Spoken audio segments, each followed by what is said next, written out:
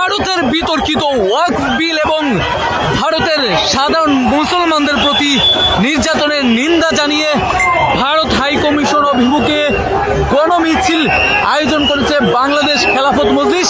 এই মুহূর্তে সরাসরি আপনাদের সাথে যুক্ত রয়েছি জাতীয় মসজিদ বাইতুল মুকাররমে। আজ জোহরের নামাজের পর বাংলাদেশ খেলাফত মজলিসের আমির মামুনুল হকের বক্তব্যের মাধ্যমেই এই গণমিছিলটি কিন্তু যাত্রা শুরু করে ভারতীয় হাই কমিশন অভিমুখে। দর্শক, আপনাদেরকে জানিয়ে রাখি, ভারত সরকার গত কয়েকদিন পূর্বে ভারতের ওয়াকফ বিল, বিতর্কিত ওয়াকফ বিল আইন পাশ করে সেই আইনের প্রতিবাদে বাংলাদেশের নানানভাবে প্রতিবাদ ব্যক্ত করেছেন বাংলাদেশের সাধারণ মুসলমানরা।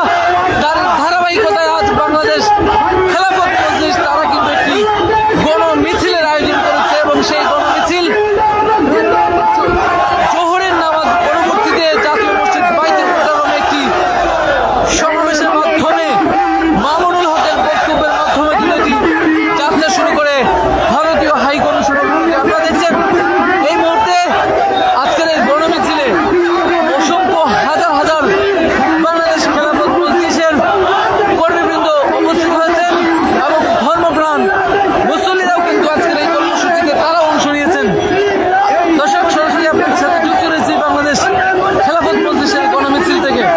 আপনারা দেখছেন বাংলাদেশ খেলাফত মজলিসের গণমিছিলটি এই মুহূর্তে জাতীয় মসজিদ বাইতুল মুকাররম থেকে তারা কিন্তু পল্টন মোড়ের দিকে যাচ্ছে। পল্টন মোড় অতিক্রম করে নাইটেঙ্গেল কাকরাইল মোড় অতিক্রম করে এটি ভারতীয় হাই কমিশন অভিমুখে যাওয়ার কথা রয়েছে।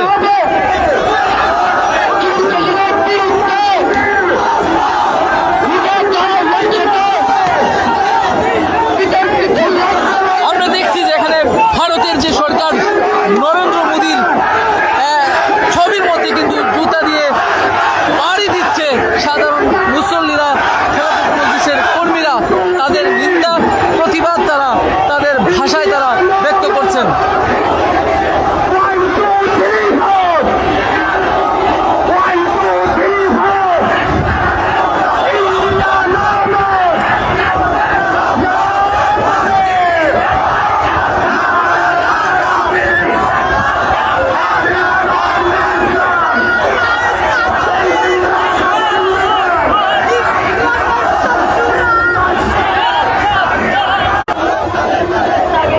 ভারতের বিতর্কিত ওয়াকফ বিল এবং ভারতের মুসলমানদের প্রতি নির্যাতনের প্রতিবাদে বাংলাদেশ খেলাফত মজলিসের আজকের যে গণমিছিল, সেই গণমিছিলটি বাদ জোহর বাইতুল মুকাররম মসজিদের উত্তর গেটে কিন্তু একটি সমাবেশের মাধ্যমে গণমিছিলটি যাত্রা শুরু করে।